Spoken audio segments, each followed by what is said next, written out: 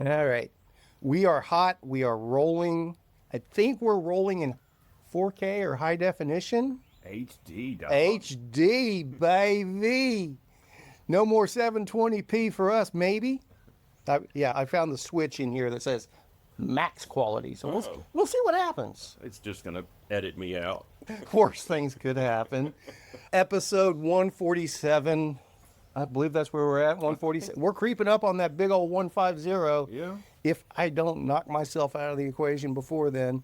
Episode 147 of ShiftLess, the podcast that is only about bicycles. And I do have to preface this one, Bradford. Yeah. Please do understand, anything we talk about is just our opinion. We're not industry insiders. We're not spreading rumors. I love to spread rumors, though.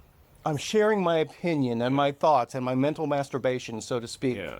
What all the opinions enclosed within are only the opinions of ShiftLess and do not reflect any sponsors. Exactly. Or anyone else that may have actually a clue. Yeah. But I got some hot takes. Oh? I've got some hot takes. I'm ready. I've been out of the loop. Have you? Yeah. You've been traveling, right? I've been traveling, yeah. Okay, we'll get caught up on that. We are going to take a quick side note because, again, strong opinions, but Bradford's been up to work. Quick catch up on your, what are you calling it? Your cooler room or your sausage room? Cure room. Cure room. The cure. The cure.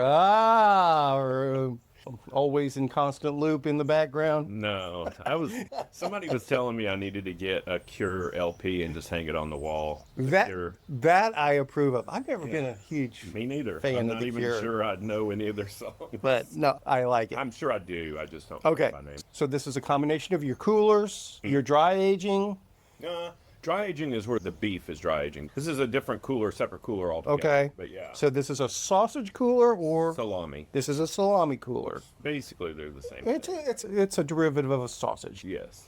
So we'll dig more into the details of this later in the show, but I'm going to finish this off. So I want to, Making sure you I appreciate that. It seems to work even when it blacks out, but yeah, we want to stay on top of it. For those that are watching, all right, just quick. This Hold is it up a little bit. I'm trying, There you go. but I need to see. This is the beef, and just a quick rundown of what that is. Brisket, it's got a couple of different beef cuts in it, and then mainly salt and pepper. Okay. And the center is a pork tenderloin base. Yes, Calabrian pork tenderloin. And then the final one Is it Ventricina? I'm probably saying it wrong. okay, a more traditional salami, but with It's very regional to a certain part of Italy, but it's got a little Calabrian in it, fennel powder, fennel pollen. and you've got these memorized, so I can dig into these and we can talk more detail because this was a rough draft, and this stuff is amazing. The beef is astounding. It's still going to get better, too, because once I peel it, so now that it's all, so the beef was pulled at 40%, the Calabrian was pulled at roughly 40%, and maybe just a hair under, and then the Ventricina was pulled at roughly 40%. So I'm going to go through probably today and weigh each individual one, and the ones that are ready to pull, I'm going to pull them and vacuum seal them after I peel the mold and the casing off. This one is absolutely amazing. Dude, that on a pizza? Put that over there so I don't break it. Yeah. Yeah, I had to finish that off before the flies got to it. But then you vacuum seal it, and what that does is allow the moisture to equalize because it's going to dry from the exterior to the interior. So you end up with a little bit of almost a crusty on the exterior. But once you vacuum seal it and let it rest theoretically you're supposed to let it rest for as long as it took to dry, and then that moisture will redistribute so you'll have even moisture edge to edge, if that makes sense. We will dig deeper into that later in the episode because we definitely, our food talk doesn't hit with everyone. That's fine. But the people it hits with, it hits hard. They enjoy it. But you know what? Even everybody in our audience may not always ride their bike, but they always eat. They always eat. They always eat. People got to eat. People got to eat. That was the first name of my first food-oriented business was PGE. People got to eat. I had business cards and everything. I thought that was going to be a thing. It still could be. It still could be. Let's talk bicycles. Let's do. Let's go hard on 32-inch conspiracy theories. Talk to me. All right. I love a good conspiracy theory, and I'm enamored with 32 inch. I really enjoyed our episode last week with Carlos and Lisa talking bike. We're going to do some follow-ups with them. Yeah. They got a lot to share. I enjoy them. And they're good peoples. Yeah. They're good peoples. But I think we just kind of scratched the surface, the Unbound debrief and the 32 talk and the Crux talk and stuff. We didn't really get to dive deep into it. Now I've had a week to chew on it myself. And The Salami or Unbound? no, Salami's just been the past 10 minutes or so. I really enjoy your Salami, Brad. I like it a lot. I like it when people like my Salami. Again, this is just hypotheticals. This is just opinion. Okay. But I think I have actually figured out what the real deal is on the 32-inch brouhaha, why that is such a big deal. But first, we got to go back to Unbound. Okay. So we touched on it a little bit. How many 32 inchers were in Unbound? The pro race, just one, as far as I know. Okay. Just Cam Jones on the Scott. So I have heard of no others. Okay. Obviously, Robin in the XL, he won it, and that's going to really lead into my conspiracy theory there. I was wrong because my prediction was if there's one, there's going to be at least three. So I was incorrect about that. But what I'm thinking ties very well into... Okay. They wanted you to think that, quite frankly, is really what it boils down to. Oh, I fucking fell into it? Let me turn my phone. We all are. Yeah. And that's the root of it. I think 32 inch is all just hype, almost vaporware at the moment. Really? I do. How does Scott have a 32 inch prototype that is capable of winning a race then? You don't say how, you say why. Okay.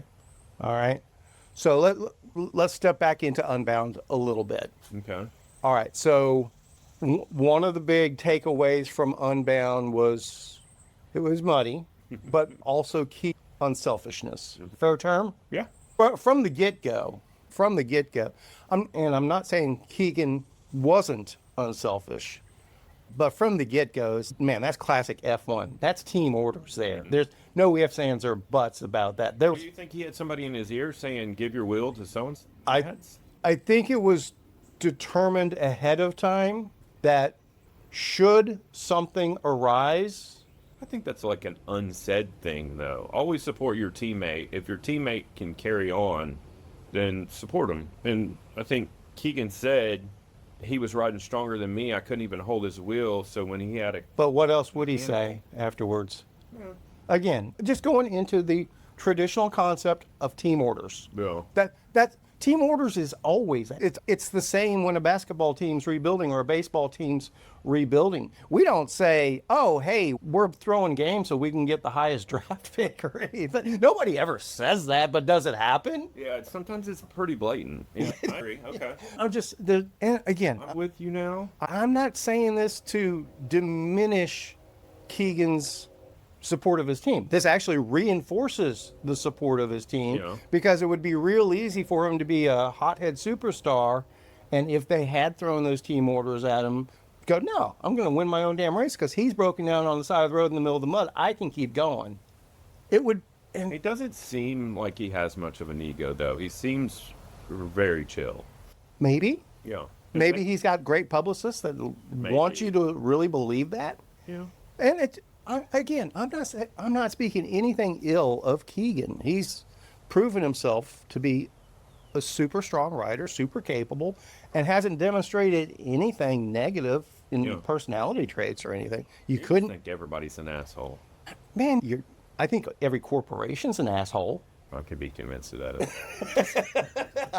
I'm not on a limb there. Not a big fan of international corporations, let alone American corporations or anything like that. And yeah, we've been, I don't know if generous. We've been less critical of Specialized for a little while now. I'm not saying we've fallen in love with them, but I think it's like maybe for at least personally, I know why maybe I haven't been as critical of Specialized as I be, but because they quit suing small shops. I'm getting the sense that Specialized is being specialized again. We talked about their fancy ass MTBs and how pricey they were, and lo and behold, drastically cut the prices on them a few weeks ago, but their dealers are left holding the bag. Now they're selling them for less than what they sold the dealers to, and the dealers don't get a discount, so they have to. How does that work? Do they not refund the dealer a portion of their purchase price? That, my understanding is the dealer's just too bad, so sad in that situation, and Specialized seems to just be doing Specialized stuff again, particularly to their dealers that have helped them weather this storm. But I don't know anything. I don't know anything. It wouldn't surprise me. I'm hearing things. But Specialized is a force. There's no doubt about it. In the cycling industry, they are a force. What does this have to do with your 32-inch conspiracy? We're getting there. Okay. I promise you, we're getting there. It all ties together. So there's no doubt that the star bike, based on results, Was the crux. 5 5 of the top 10 in the pro? Is that right? 5 of the top 6. Oh, shit. Okay.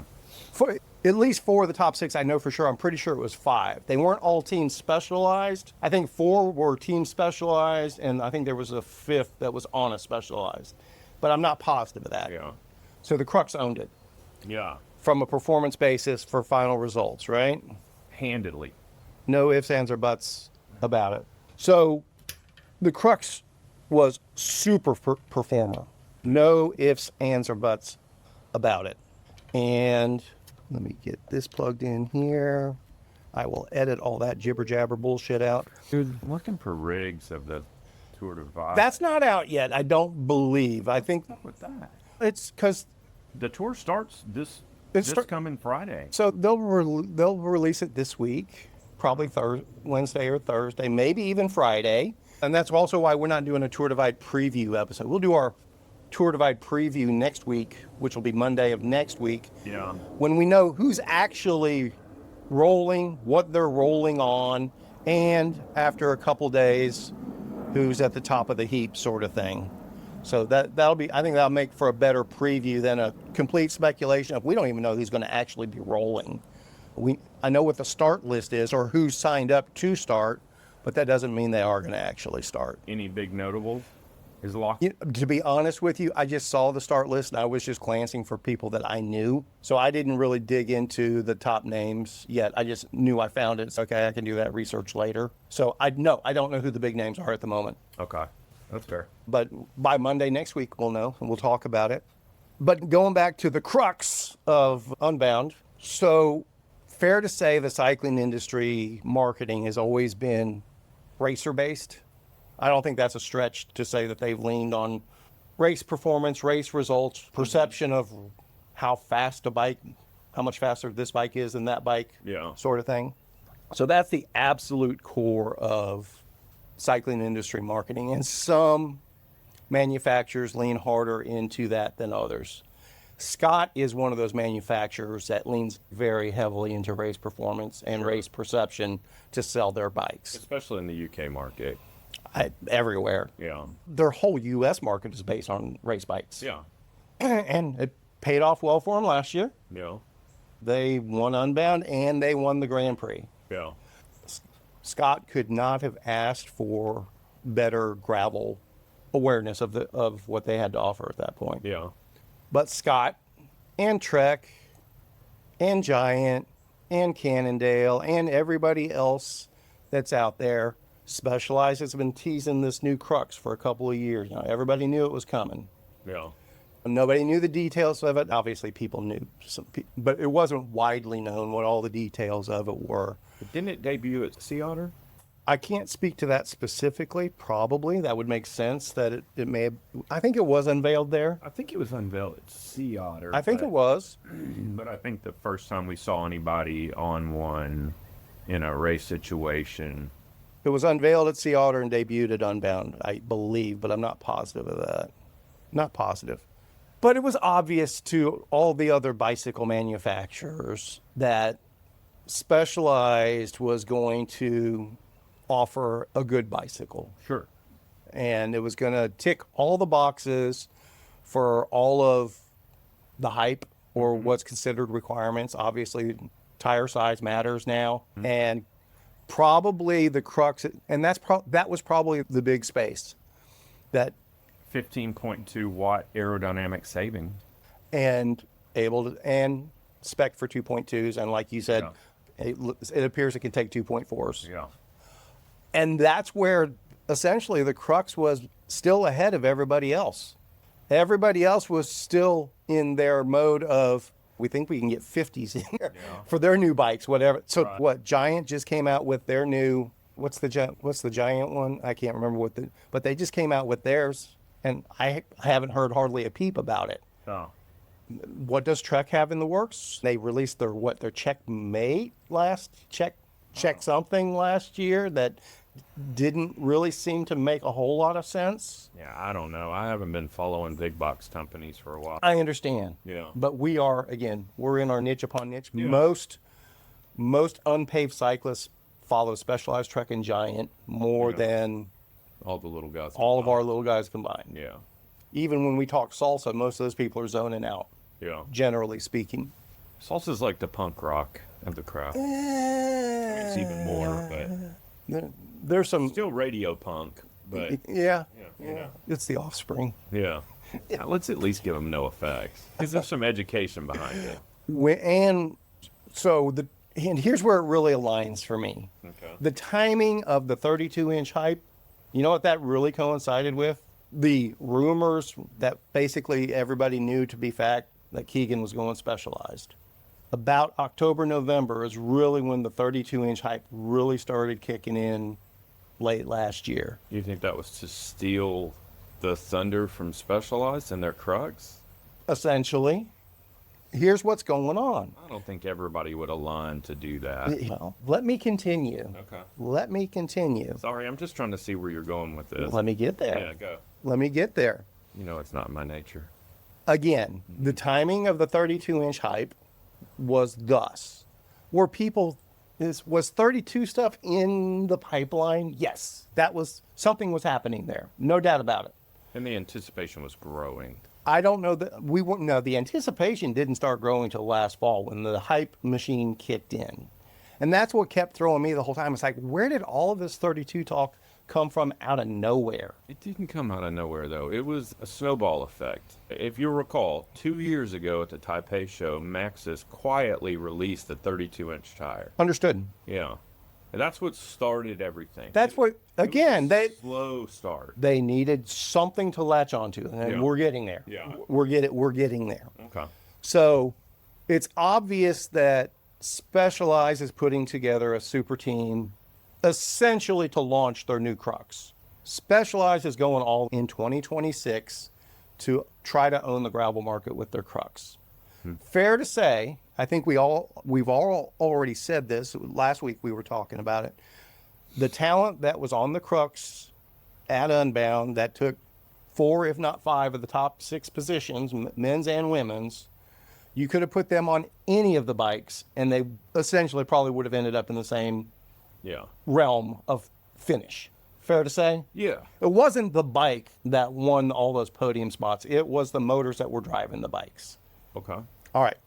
Everybody in the industry recognized that from the get-go. There's no way we're stopping that Specialized team in the Grand Prix, in Unbound, or whatever else in 2026. In turn, what that means is Specialized, and the team is going to lean on it's all about the bike. Oh, this is the best bike ever, blah, blah, blah, blah, blah. And everyone else is a year, maybe 2 behind Specialized with their next great bike. And that's too tight of a time frame for everybody that's going to buy a new bike to just go ahead and buy their Crux this year. They're not going to buy the new Trek next year or the new Giant next year or whatever. So basically, Specialized was going to own the racer gravel bike for the next 3 to 5 years by the combination of the launch of the right bike at the right time, supported by the right team with the right results. And they understood the only way they could slow that down was to get everybody that is the front end of the curve, technology-wise, purchase-wise, the early adopters that I'm going to pay full price for the newest and greatest thing, but they're not going to do that 2 years in a row. They're going to do it once every three to 4 years. And the whole bike industry leans on those buyers. They lean on the first year early adopter full price buyers to buy their $12,000 bikes or whatever else. And everybody recognized that Specialized had all the pieces coming together at the right time to essentially own the market for the next 2 or 3 years of those early adopter buyers. And everybody else was going to be frozen out. They figured out the only way to slow them down was to get all of those people to think there's something even cooler just around the corner. I'm going to hold off. I think you're giving Specialized too much credit. And I think this How do you, oh, wait a minute. I got it. Why, how am I giving them too much credit? by thinking that they're going to control the market by releasing one bike. And I think that Specialized didn't think they were going to do that. The rest of the market figured out they were going to do that.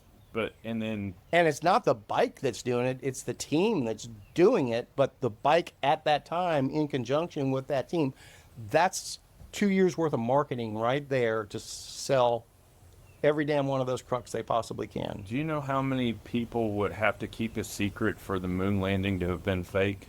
Okay. I don't follow what you're saying there. How does that I coincide think with? you're giving the rest of the industry too big of an assumption that they would all collude together against one. I'm not saying they colluded together. I said somebody started that snowball and everybody else goes, "Ooh, I like that. I'm going to run with that one too." So you think the 32-inch seed was planted to as subterfuge against Specialized making a big... I think somebody in the industry was sitting around drinking something with somebody else in the industry going, "Oh man, we are going to get so screwed by Specialized if there was only some way we could slow down the momentum." And then somebody said, if everybody thought the 32-inch was the next big thing, some people wouldn't buy that Crux yet. And somebody just sends out a quick Instagram post. "Oh, wouldn't it be cool if a truck came out with a 32?" Or whatever got that ball rolling. I'm not saying everything colluded and came together at that point. Going back to your snowball effect. There was 32-inch interest out there. Somebody does something else that, oh, maybe there's something really going on there. And that's why I'm saying this whole steam around 32-inch kept building and building. And here's why I'm saying it's all vaporware. Because we still don't have a 32-inch bike. So obviously, Specialized is not going to be coming out with a 32-inch gravel bike anytime in the next 3 to 4 years. Wasago's producing them. That's, major manufacturers. Yeah. Historically, that's the way it's gone, though. If you look at 29-inch, Karate Monkey was probably the first production 29-inch mountain bike. No, we got to go back to Fisher. Fisher was before Surly. Okay. But And but Fisher, that's before Fisher was absorbed by Bont Rager, which was absorbed by Trek. but they were absorbed because of their 29-inch platform. That's what made them a difference. I think they probably had money issues, but Oh, okay, what made them a value to Trek was the 29-inch platform. yeah, I think it's more branding. But You just can't admit that you've ever been swayed by the marketing departments. obviously, advertising works. But I think historically, though, the smaller boutique companies that don't have huge production lines, they can take that chance and just scramble a jig and make some prototype bikes to fit whatever the new platform is, whether it's Pinion or it's EBB or, But I agree. But that boutique one-off stuff doesn't align with the hype that's out there about 32. I know, but you didn't let me finish. I'm saying historically, it's been the smaller producers that tip their toe in the water, and the bigger production crews quietly work in the background because when they release a product, they want it to be production level. And so they're just watching from the sidelines to see what the reaction is to these test bikes or whatever you want to call it. Sure. They're taking notes and they're figuring out, is this a viable market or is this just super fringe and we want to stay out of it? And in a lot of cases, there's been a lot of companies that have held off almost too long to make them a contender in that market. And I think there's a dilemma there, whether you're first to market or you're last to market. Sometimes you can swoop in at the end and go, we figured out where everybody else is doing it wrong, or you can be the pioneers of it. And it's a balancing act. And I think the bigger companies have more to lose by staking their reputation on something that could be considered a trend or a fad. Understood. And so that's the reason I think, that's the reason I was very surprised to see Scott put a 32-inch in a race and call it a prototype that's never going to be released. Because it's a stopgap effort to slow down the Crux momentum that was obviously coming. I guess I just don't see the Crux as that big of a player. Get the statement that was made at Unbound by the field, and I get that it's going to give the Crux tons, and Specialized therefore tons of publicity and fanfare. But I also have to believe that there are people that are complete brand whores. How many people do you know that once they get in bed with Santa Cruz, they have 3 or 4 Santa Cruz bikes? Once they get in bed with Surly, they have 3 or 4 Surleys. Again, you're delving into your echo chamber, Sure. the people that are fairly like-minded to you in the way they approach their hardware. That's the niche upon niche. The overarching niche of the cycling world, the cycling community, the everyday Joe gravel racer that's out there or wannabe gravel racer, they're still leaning hard into Specialized, Trek, and Giant.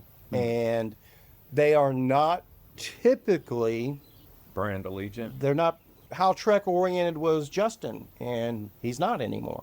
So those people, and that's the thing, they shift their allegiance every 3 to 4 years, 3 to 5 on the outside. So they go with the cool thing. How many people did we know wearing yellow shoes back in the day? I'm so glad that trend's dead. Yeah, but where the hell did that come from? Oh, Pro Peloton. Okay, Yeah, it was a Mavic thing. I understand that. Yeah. But every racer for 18 months had yellow shoes. Yeah, so stupid. Okay, that's the way it works in that crowd, though. Yeah. That's all I'm saying. Now it's all about white shoes. And it could be blue shoes next week. The white bar tape thing's been around for decades, maybe Okay. even longer. I'm just saying that end of the market is very fad-driven, extremely fad-driven. Oh, hey, how quickly did the whole racing end of things go into grams of carbs per hour? That was a slow burn too, but I No, that came on quick. Once that got critical mass, it exploded. Did that from was results driven. it was results reinforced. Yeah, and science driven. Once the science came out and people were able to verify what people had been quietly saying, then it became like, oh, we should pay attention to this because now people are able to fuel, put in bigger efforts, better recovery. The science was all there. It's just like the Zone 2 revolution. That was quietly going on for a while until this. And now that's backing off. And now everybody's going, oh, Zone 2's that's been overblown, sort of thing. And now we're getting I think more it's all Zone 1 now, buddy. the Zone 1 revolution. Yeah. Thanks to our friend Austin. I've been in Zone 0 revolution. We're going to work lately. on that. Oh, no, We're going to work on that. All right. Shall I continue? Yeah, continue. But so here's again the hype. Okay, no, actually, let me ask you. So, what, in your opinion, is driving the hype around 32? Is the hype being driven by the market? Is that interest in people wanting it? Or is the hype being driven by the manufacturers and saying, here's what you want? I've mentioned this before. I have a problem discerning the difference between if it's a last-ditch effort by the cycling industry as a whole to create interest in a product that's going to resuscitate the cycling market. Are they leading the consumer, or is the consumer pushing the cycling industry? And my interest, and I can't separate from it, is I just think it's interesting. I agree. It's fascinating. Yeah. It's interesting. Do you want to know more from Starship Troopers? Yes, I do want to know more. Yeah. But that's my point, is that's the normal reaction, new stuff, cutting edge stuff. And it typically doesn't heat up until there's some meat on the bone. There is no steak to the sizzle at this point. There is nothing out there for people to latch onto outside of concept. And quite frankly, Otter was the biggest affirmation of that for me. Aside from Salsa, there was no production 32 of any kind there from, again, a major manufacturer. The boutique guys, sure.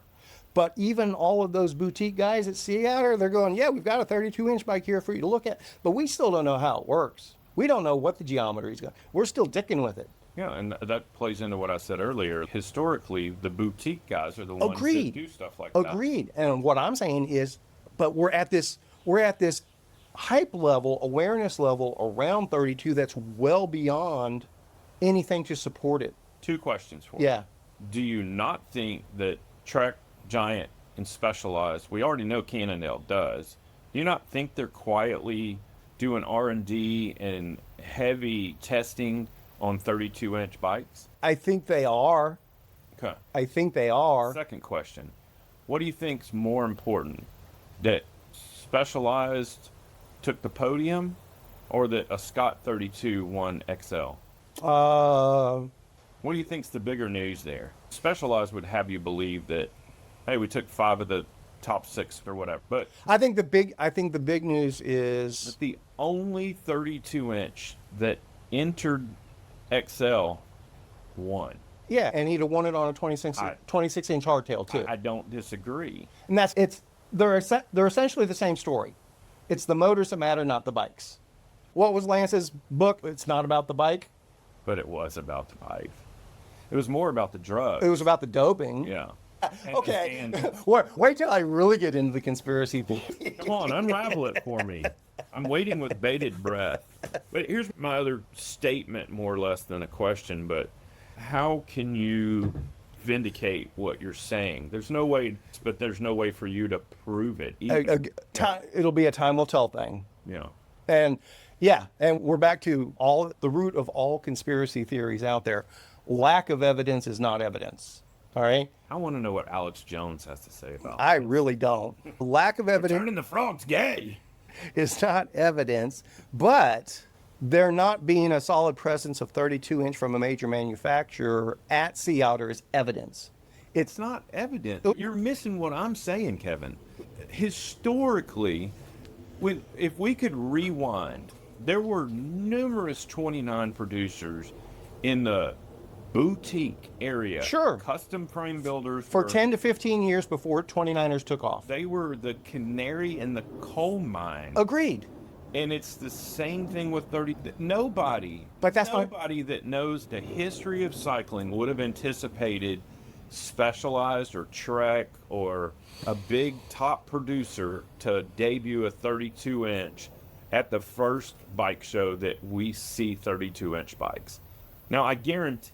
I'm not saying they should have. I would put hard money that I can't even afford to bet on the fact that there will be at least 2 32-inch used by big box companies at the next Otter.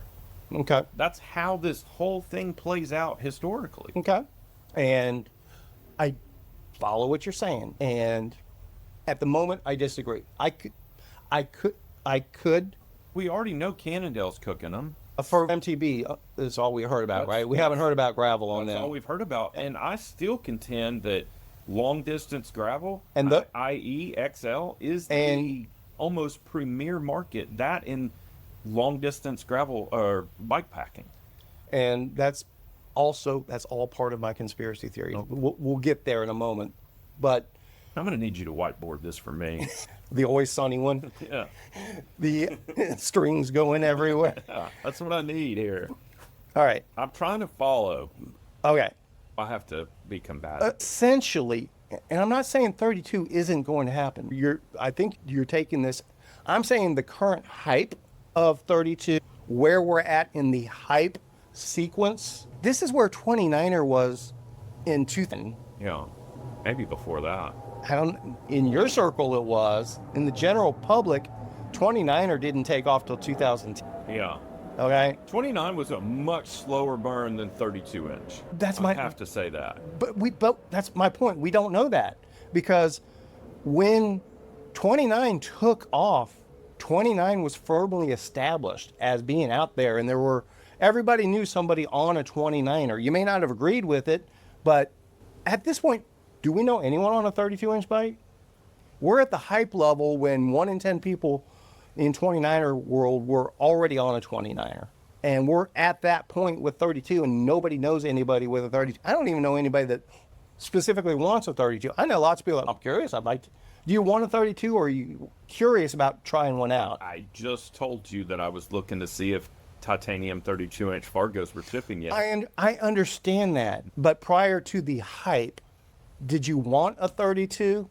Was that on? We've probably spent more time on 32s Then we have e-bikes. than we have e-bikes, and more time than our echo chamber niche upon niche upon niche circle has entertained. I've shifted from wanting to throw a leg over 32, which is undeniable, to I have more interest in owning one. But I'm also trepidatious to be the bleeding edge guy. Yeah, because I don't think that they're going to figure the geometry out right out of the gate. And I think that's where a lot of big box manufacturers are. They don't want to be first to market and someone to turn around and go, truck's fucking up because they're running a 507 axle to crown, where we've proven that the geometry handles better at a 515 or whatever it is, or the wheelbase needs to be X. There's still a lot of variables that people haven't figured out for the geometry to function properly, especially in an XC type environment, in a more nimble handling environment. Whereas I think in the extended long range stuff, I think the geometry, while being important, it's not as important as it is in a handling situation. But I definitely have 10 times more interest in getting a 32-inch than I do in getting an e-bike. Okay. And the hype machine has worked, at least to divert you from e-bike. Because prior to the hype machine kicking in, you were talking, my next bike's going to be an e-bike. You said that more than once. I don't know if I ever said that. Are you going to make me pull up the receipts on that one? But I get it. We're both essentially saying the same thing. I think we're essentially on the same page. I don't disagree that 32 is coming. I don't disagree at all. Yeah. I'm just saying that where we're at in the hype cycle is well advanced from where we should be based on current real world options available and awareness of 32. And again, it goes back to prior to this hype, I don't know of anybody that was, I still don't know anyone that goes, I need a 32. There's lots of people that are curious. And it's that curiosity factor that's thrown into the mix, because the reality is Trek, Giant, Specialized, probably Cannondale, and here's where Scott is, I believe, the exception, and I'll let you pull a Jamie on here to confirm or not for me in a minute if you want to. We know the major manufacturers, their development cycle is not months for new bikes, right? This new Crux, they've been talking about it for a couple years now. And did they fine-tune some things in the last 18 months? Sure. But it was basically the same bike. Maybe they figured out a way to get a little bit more clearance after Dylan's stuff blew up. I don't know. Yeah. But that's the last 2 years that we knew the Crux was coming, and at least 2 years before that, Specialized was developing it. And that's where all of these manufacturers are in their design for their next gravel rig. I think everybody's lost on mountain biking. Nobody knows what the right mountain bike platform is now. So convoluted. They're trying to get it back towards XC, and I do believe that is the right fit for mountain biking in long term. I don't know if they can ever put that toothpaste back in the tube, though. And there's too many variants of mountain bikes. And 80% of the mountain bike market's convinced you need at least 6 or 7 inches of travel on both ends to ride a mountain bike, even on the tamest trail anymore. So I think that toothpaste is out of the tube. There's a lot of brainwashing in mountain bike. Yeah. Cycling, period. So, and here's where maybe my memory is off, but I think Scott came out with their new bike last year. That was their new gravel. I don't know. I think it was. Okay. So I think they came out with their new bike last year. So they're in a position to, their next bike in development for their gravel racing, they're in position to go 32 on that. They claimed that was a prototype that was never going to be released, but that doesn't mean that they won't change 2 things on it and release it. But again, if they just released their new bike last year, they need to recoup those costs before they come out with anything else. That's what I was just about to ask. How much did they stub their toe? If you're in my echo chamber, if you're brand allegiant and you're a Scott guy and you were thinking about buying the new bike that they supposedly released last year, and you see this 32 inch and you're of the size build, why would you go buy the new Scott instead of holding on to your shekels and waiting for them to release the 32? Maybe they stubbed their toe in that situation. The Scott loyal guys all bought that bike last year. Maybe. And that's where Scott goes, oh, hell. Specialized is going to put this super team together for 26. The best names that everybody knows. They're going to own the series at least, probably every race. And they're releasing their new Crux. Specialized is going to own 2026. And that's my point. Scott, Trek, all of them were like, oh, shit, how do we slow down this fire? And slow down the fire is you don't want all of the racers going to Crux in 2026, because then nobody sells anything else for 27 or 28 either. So you need to get those people that were going to be at the front edge, all the racers buying the latest and greatest, and everybody was going to buy the Crux this year. You need to get them to say, let me step back, see what else is coming down the road. And maybe fall of this year, winter of this year, we start hearing more concrete stuff. Trek announces their gravel 32-inch bike will be out in 2029. Scott announces their gravel 32 will be out in 2028. Or what? Maybe we start getting more concrete stuff. And then see Otter next year, we see more prototypes and where the industry's going. And it bought that time. It bought that knee-jerk gut reaction of, I want that new Crux right now. All of those people tempered their emotions through 2026. Some of them are still going to buy a Crux. Oh, I'm not going to wait for 2028. I'm not going to wait for 2029. And that was the whole point of that. I think Scott, again, I'm pretty sure they came out with a new gravel rig last year. I could be mistaken. I think if they came out with their new bike last year, they were in a unique position to where they can start developing their next platform to be a 32-inch bike. And it was in their interest to slow down that Crux burn. And let's go ahead and throw $500,000 at a couple of prototype bikes, and we'll make them with i9 wheels. We know those wheels will hold up regardless. And we buy the guy that won the Tour Divide last year and put him on one. We've already got the lifetime champion from last year. We'll put him on one. And it's developmental for them. They definitely caught a ton of publicity the week leading up to Unbound, and they got a lot of feedback information from those racers on that 32-inch platform. And did it prove our theory that the ultra endurance distances are the ideal platform for the 32? I really don't think so, because it proved that if you have the strongest ultra endurance racer on your bike, you're likely to win. I'm not saying that as a... Those same guys would have won if they were on 32s. Yes, that's my point. Okay. They would have won on 32s. Again, Unbound 200, no, that wouldn't have been won on a 26-inch hardtail by Keegan. No. But in any decently capable... Obviously not. It would have been won by Mads. True, because Keegan would have given him a 32-inch wheel. But so that's my grand conspiracy theory. It's not that 32 isn't coming. It's nowhere near here yet. The hype around it is like it's just around the corner. It's about to blow up. But I think we have to put a few things in perspective. When you're comparing the emergence of 32 versus the emergence of 29, news traveled a lot slower back then. Print was still a thing.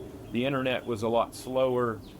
News traveled a lot slower. And so the hype on 29, not to mention that just computer-aided drawing and rapid prototyping, none of that stuff existing. So in order for 29er to really have a purchase on the market, have some foothold in the market, it was naturally slower to develop. Whereas we have all these other tools and all these other hype mechanisms that are much more rapid acting now. So what that culminates in is through gains a lot more traction a lot quicker, no pun intended, because rapid prototyping, the internet is a buzz, news travels way faster, and obviously we can take some lessons from geometry development in 26 to 20. So I think that from 2 years ish of dropping a tire to having, even if it's prototypes from major manufacturers, that is a very rapid development. Whereas 29er, by the time we had a production run of 29ers from a major brand, it was 6-7 years from the time that a tire was released and people started dropping them at shops. It was just the nature of the time that things just developed slower. They spread slower. If gravel became a thing today, if gravel wasn't a thing versus back when gravel first started being a deal, think about how slow that thing developed and think about how quickly it would develop nowadays, just because of how much communication there is, how connected everybody is. I mean, think about if you wanted to learn about a 29-inch karate monkey, or when Niner first came out, for example, you had to read about it in Single Track Magazine or MTBR or something like that. There wasn't a lot of online consumption of media back then. So news spread slower, hype spread slower. So the market developed slower. It's just the nature of where we are. That I don't think it's overhyped. I think it's just how the news cycle works. Okay. I Disagree. beg to differ. I'm sure you disagree. I beg to differ, but I ultimately we're gonna find out. We're gonna find out. Sure. Is ultimately what it boils down to, and it's the question is: do we find out in a year, or do we find out in 5 years, or somewhere in between? I think we're still 3 years out from 32s. That's exactly the number I was thinking. I think in 3 years we will be at peak 32-inch market saturation, and it will either descend from there or steady climb. And I think I could be mistaken. I'm not saying talk about 32 is going to evaporate and disappear. I'm not saying that at all. But I think the hype machine is about to wind down. It's not. No, I think it's gaining traction. We'll see. Yeah. We'll see. I think we're at the point for it to gain traction. There needs to be steak alongside the sizzle. We're still in sizzle mode. People are going to, if the bikes don't start coming out soon, they're still going to be interested in it, but they're not going to be waiting around on pins and needles going, oh, what's the next 32-inch news sort of thing. It's going to turn into the I'll believe it when I see it mode. And I think we're on the verge of that starting to happen. Now, I say that can get turned completely upside down this weekend. If half the field at Tour Divide shows up on 32s, everything I just talked about today is I don't think that's going to happen. I don't think it's going to be half the field. I think if there's 3 people on 32 inchers at Tour Divide, I'll be surprised. And I'm also going to go, we still need to go outside of boutique, custom stuff. How many 32-inch Fargos will be at the Tour Divide? Will there be another prototype, something from a big manufacturer out Here's there? the thing, though. The detriment for a 32 on Tour Divide is readily available parts. No doubt. If I'm on a 32-inch and I have... You can't even get a tube. Yeah, I have a catastrophic tire failure. You could put a 29-inch tube in a 32. Yeah, true, no true. problem. And plugs still work just the same on a 32 as they do on a 29. And electronic pumps are a thing now, so it's not even like you got to get a bigger CO2. You're running basically the same volume of air because you're running lower pressure. Maybe not. But what I think about is spoke availability, rim availability, tire availability. If I'm in a 2,700 mile race and I plan to be a contender, do I want to enter on a bike that if I'm 1,000 miles into the race, I may not be able to source any parts? That's definitely got to be a consideration if you plan to be a contender. So true. I think If you that's a limiting- personally plan to be a contender, that is definitely a consideration. But if you are a sponsored rider that's told you're going to be riding this bike, you don't have a choice in the matter. So, and that Yeah, but then that burden falls on the manufacturer that's forcing their hand. people. Hold up. Okay, all right. Because what happens if, let's just throw Scott in here. Yeah. Let's say Scott says, hey, whoever their Tour Divide rider is. Let's say Robin's out there again on the Scott 32 prototype. Okay. And he has to withdraw from the race because he can't get support because he shredded a tire. And then what's the headline going to read? Scott, factory rider, forced to withdraw from the Tour Divide because there wasn't any parts to support his platform. And the publicity machine is already prepared for that. They already have their statement set up. They're going to spin it. Of course they're going to. This was a prototype bike, and this was the ultimate test of the prototype concept. We knew we had gigantic hurdles to cross, and it was unlikely to complete this race. Robin gave it the best effort possible. We're proud of his achievement. Heroic effort. And we learned so much. And again, this is a prototype. This tells us what we need to do for our long-term growth plans, or whatever, that basic spin. Yeah. And it's all completely true. It's just what you emphasize at what point of the conversation. Yeah. And yeah, the heroic effort will be a big part of it. And Robin's, and again, I'm not saying this is what's going to happen. I would be shocked if that bike shows up at Tour Divide. No, that's not a Tour Divide race. Exactly. But Robin would toe the sponsor company line, and he wouldn't throw them under the bus. Oh, they gave me a piece of shit bike. That's why. Obviously. He's not going to do that. So, and that's the way that stuff works. But going back to, I think it was a genius move for Scott to lean on Robin and the XL, because I would love to hear the full inside scoop someday of how that prototype bike came together, what the timeline was on it, how did they design it from pencil to production. Yeah. I would be absolutely fascinated by the real story on that. We'll never hear it. I would bet it was within 6 months. Again, which is completely in line with the Keegan announcement and the Specialized team. Yeah. And I think, I agree. I think Scott threw a lot more money at the prototypes because that was basically that was development money for the next bike anyway, that they probably decided.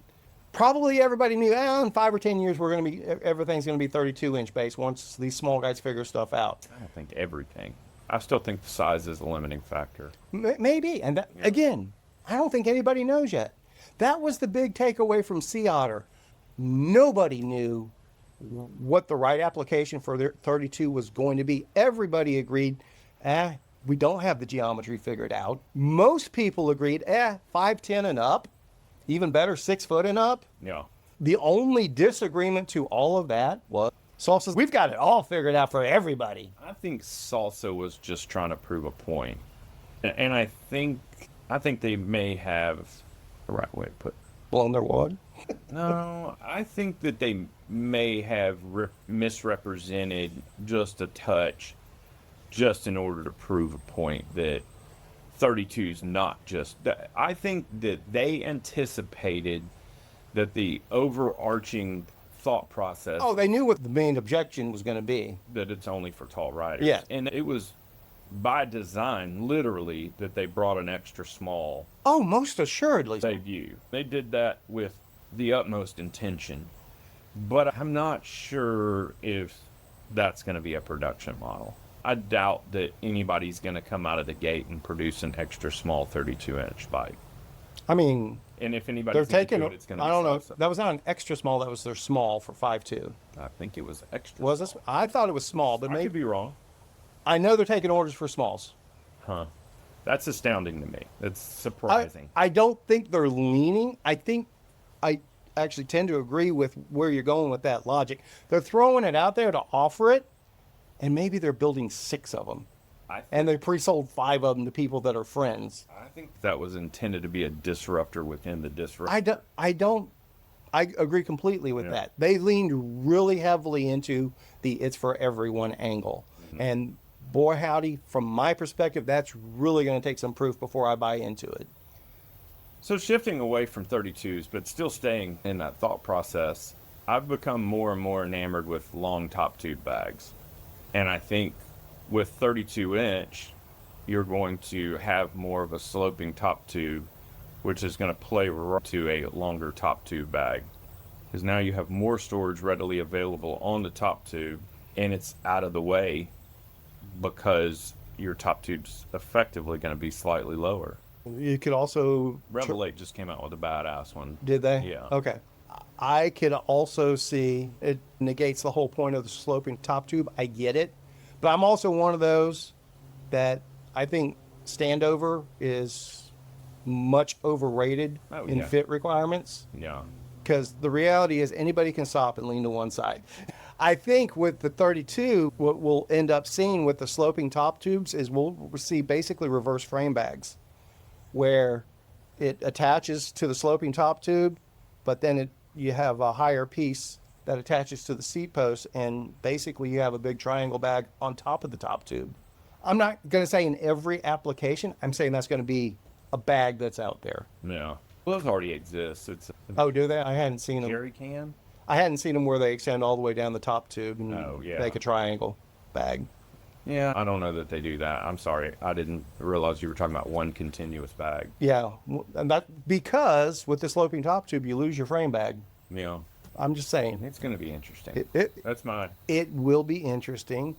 This is much better than I was expecting after the past few mornings, to be honest with you. Still a little humid, but this breeze. Again, not nearly as bad. You know, I was in Mississippi. It was thick as could be down there. How was the road trip?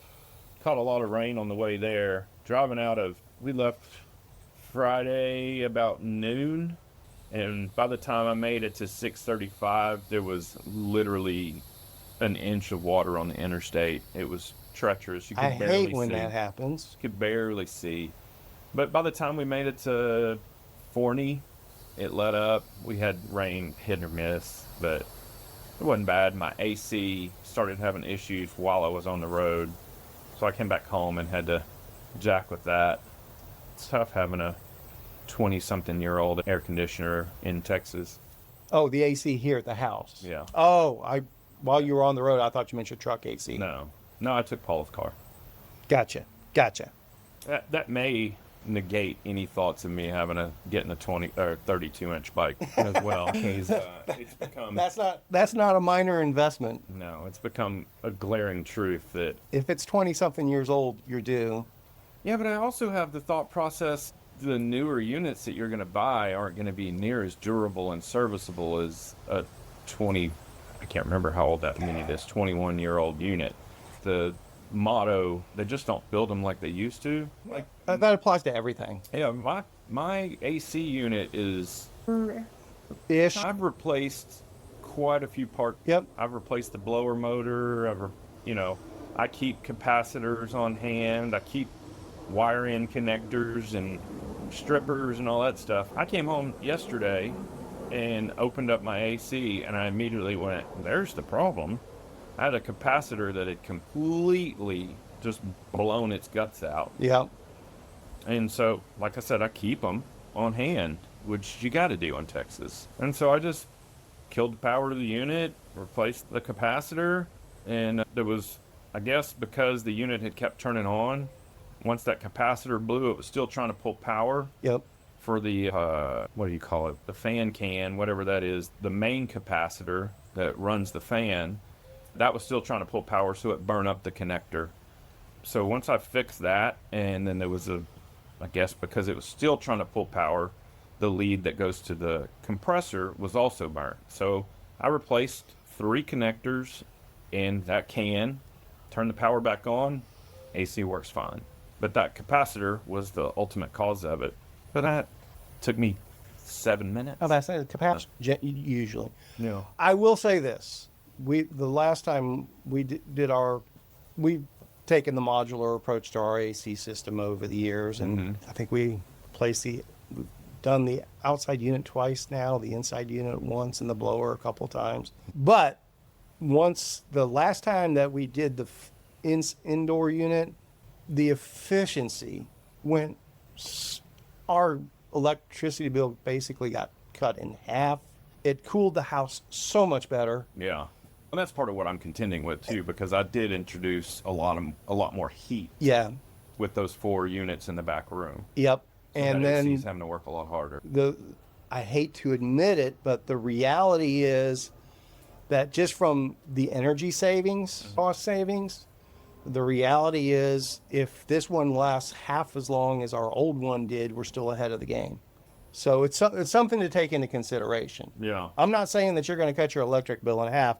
I was not expecting that as a benefit, and I appreciate that it was there. It's just a big chunk of change. It's a huge chunk of change. Yeah. And that's why our stuff got replaced a piece at a time. But it's also, the other problem is that's part of my business. Yeah. My AC. Oh, you can't. I couldn't. Do you have a dinner this weekend? Yeah. Yeah, you got dinner this weekend. Yeah. So if your AC's not working, Yeah. that's not a good thing. That's not a good thing. Is this a whiskey dinner? Or is No. July 11th is Sagamore Spirits. Okay. That'll be our next whiskey dinner. I have a dinner this weekend, what's the 13th, and a dinner the following weekend on the 20th. And then in July, I have a dinner on the 11th, and I have a call with a client either today or tomorrow, and I think I'm going to have a private on the 5th. They're wanting to buy out the whole house, so that'll be cool. That would be very cool. Yeah. Good luck with that. Yeah. So, I don't know. Back to the bike industry. Yeah. I think the bike industry is grabbing at straws right now. Nobody knows how to position themselves. Everybody's prepping. There's going to be a couple of brave companies that are going to stick their nose out, and they're either going to benefit from it or they're going to get snubbed. And I think that's the big concern, especially when you have so much to lose in a big corporate operation. If Specialized says, hey, we're releasing a 32 first quarter of 2027, and I don't know, somebody comes out and proves that 32 is slower or whatever, Right. and it just basically makes Specialized look stupid, I think that's what these big corporations are worried about, getting mud on their face. And that's one of the reasons they're always kind of...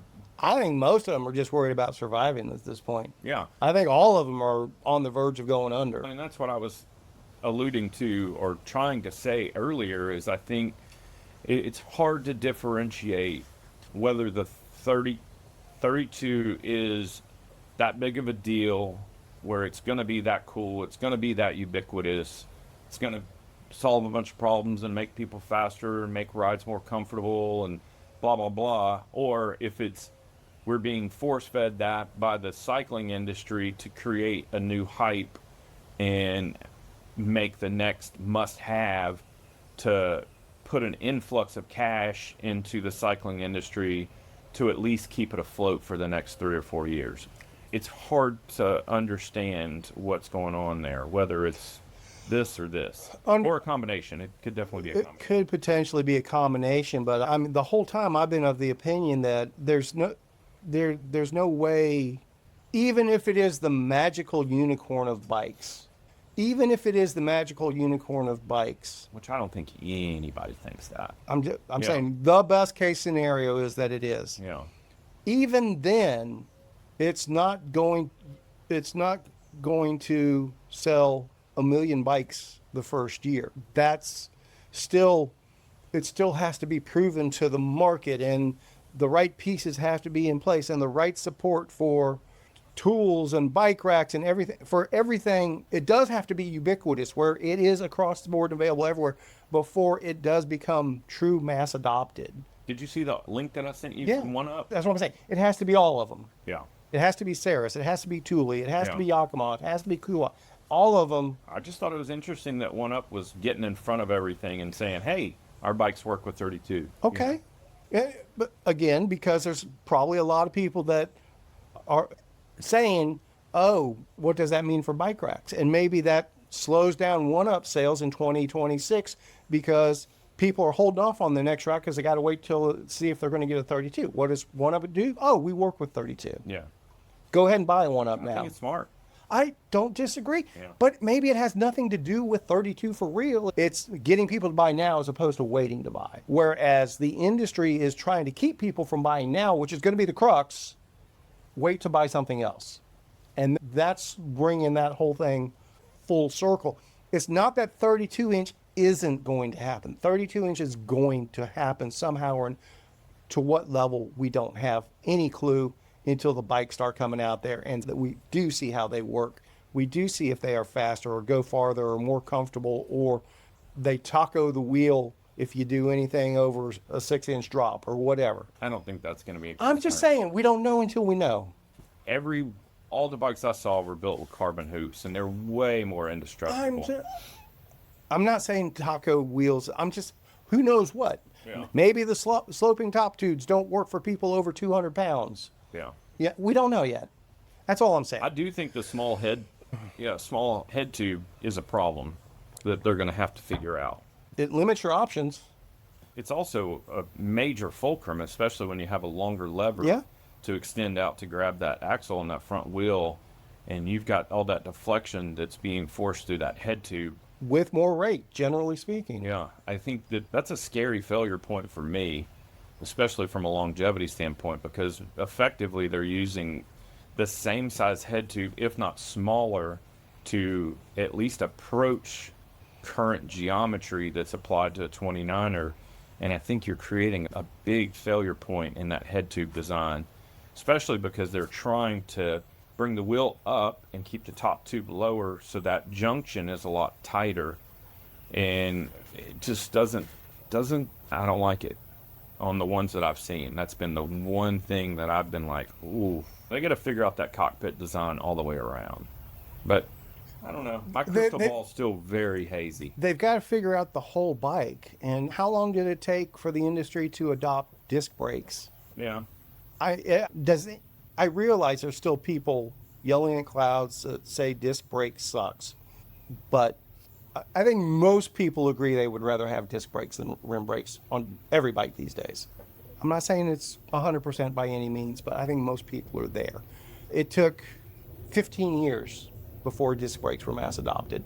Yes? I'm trying to think.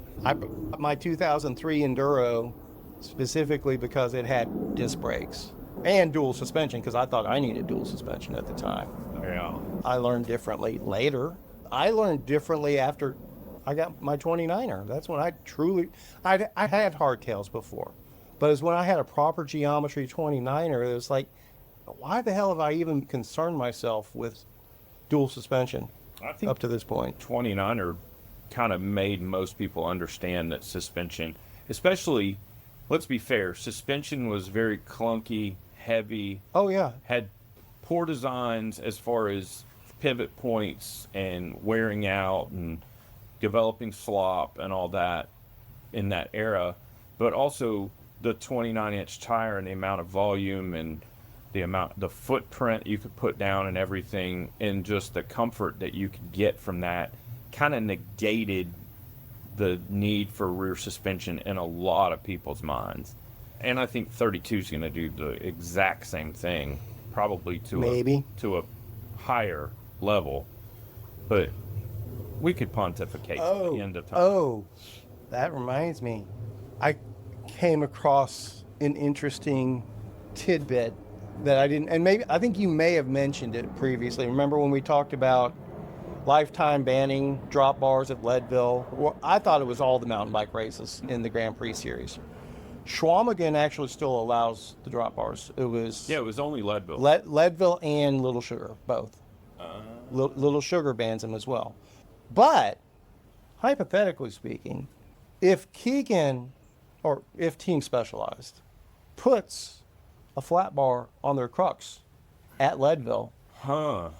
What does that do to Crux if they win that? I think 2.2 is the right size tire. And you say it might take a 2.4. Yeah. It'll definitely take a 2.4 up front. I could see Keegan doing a 2.4 up front, a 2.2 out back. Is he still with Maxxis? I have no idea. I would assume not. They got to be on Specialized tires, right? Team Specialized is going to be on Specialized tires, aren't they? You're probably not wrong. And here's another funny question. Have we heard any rumors about Specialized 32-inch tires? Nope. That may be part of it.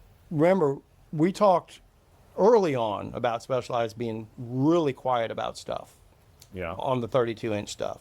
Nothing from Specialized about 32. Nothing implied or anything like that.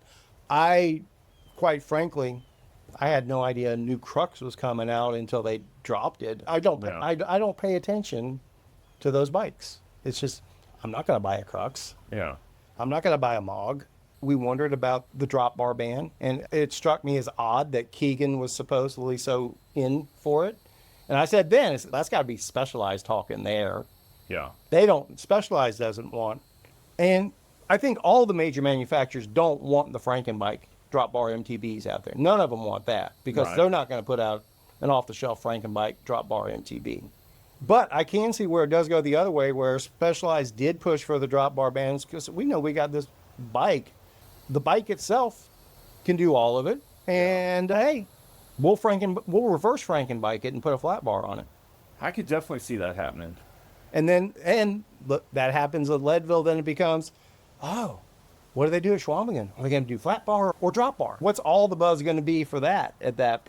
Between Leadville and Schwalmingen, it'll be, what's Team Specialized going to run? Flat bars or drop bars or both? Or not? Specialized owns the marketing for the Lifetime Grand Prix this year. It's going to be nothing but Specialized talk. What if Specialized comes out with a 32 before Leadville? I will be absolutely shocked. Yeah. Because I don't think Schwalmingen's a course for a 32-inch.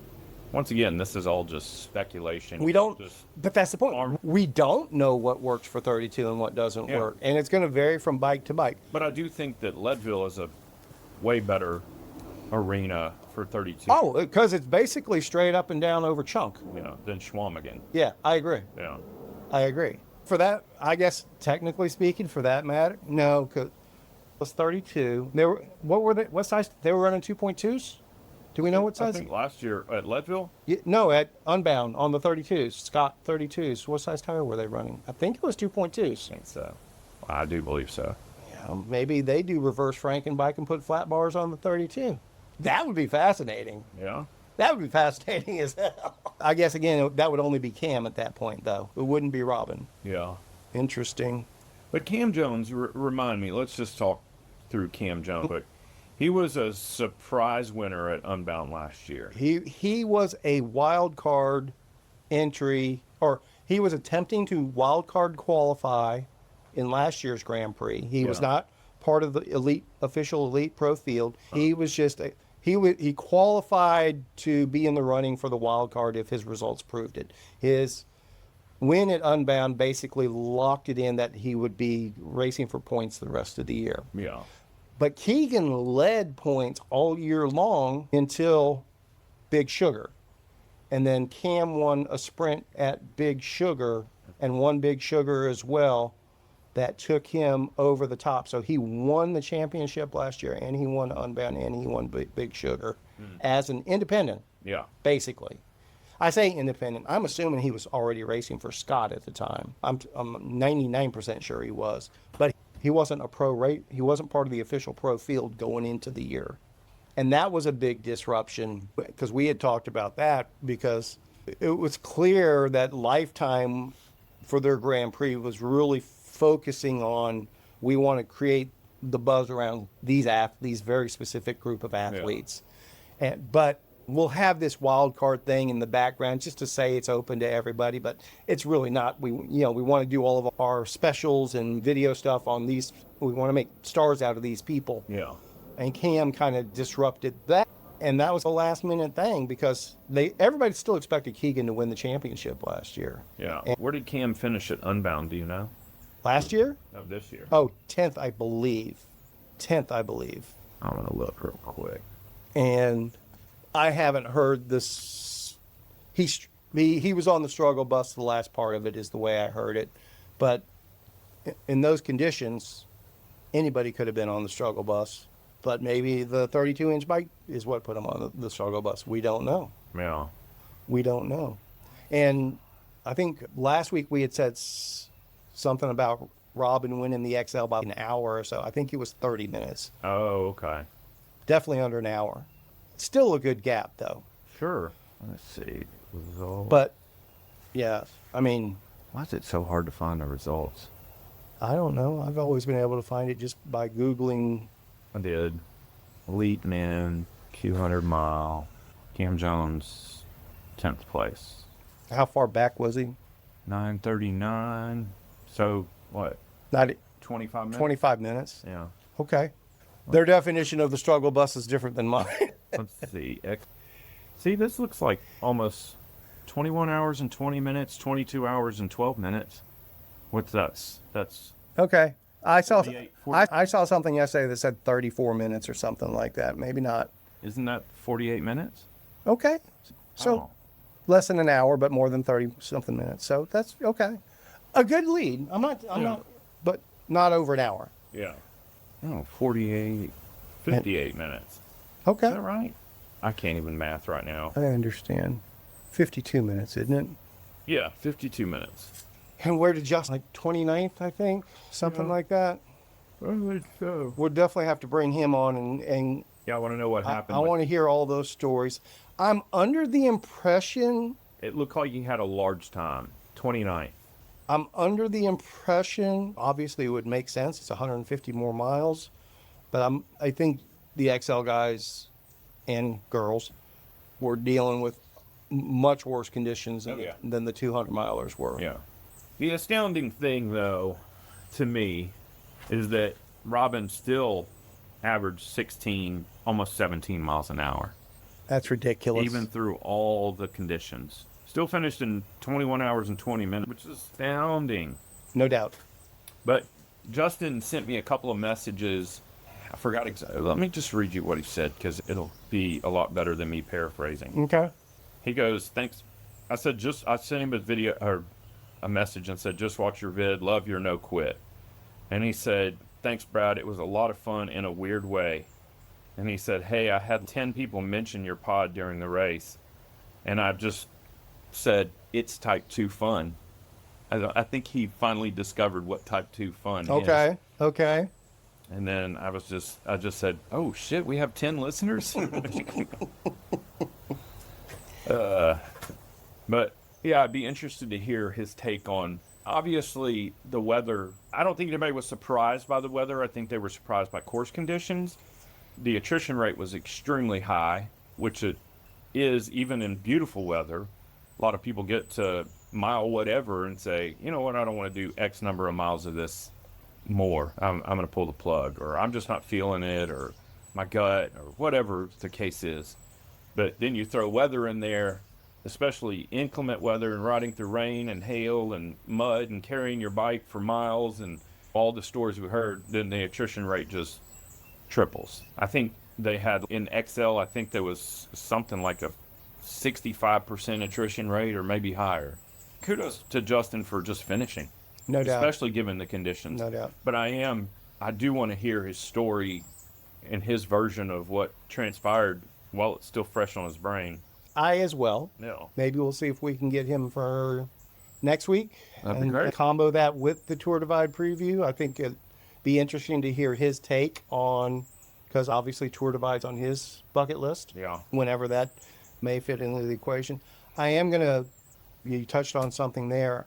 I got a lot more feedback messages from our Spinistry riders after this Unbound that were very specifically thankful for the training stuff we'd put together for them, where they completed 200 miles.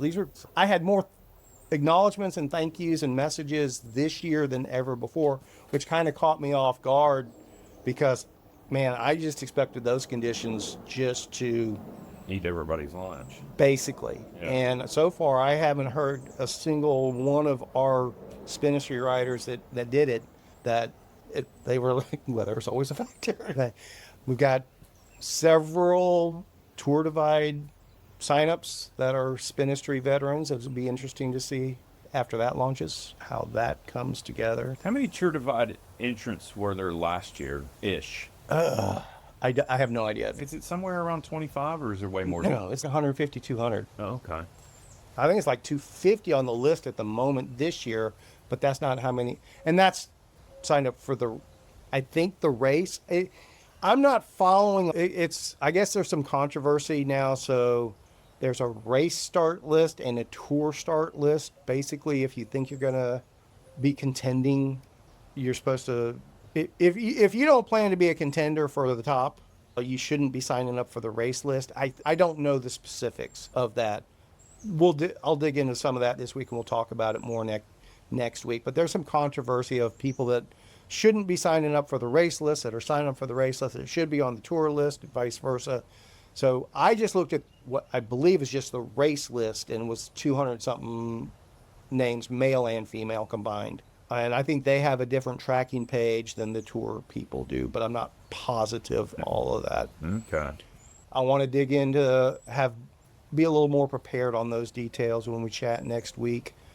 I did very much like the Unbound XL tracking page. I'm going to look into those guys and see what it takes to potentially work with them for some of our longer distance stuff in the future. I liked that tracking setup, so I'd like to find out more details on that one. I've always been a fan of our spot walla stuff, but it has an added features that are starting to become critical for these types of events. So it's good for general tracking, but as far as ranking and how you compare to others and things like that, spot walla doesn't do any of that. So we'll look at some of the other options, I think, for the rat, and obviously USA Trail when those pieces come together and the segments we do along those lines.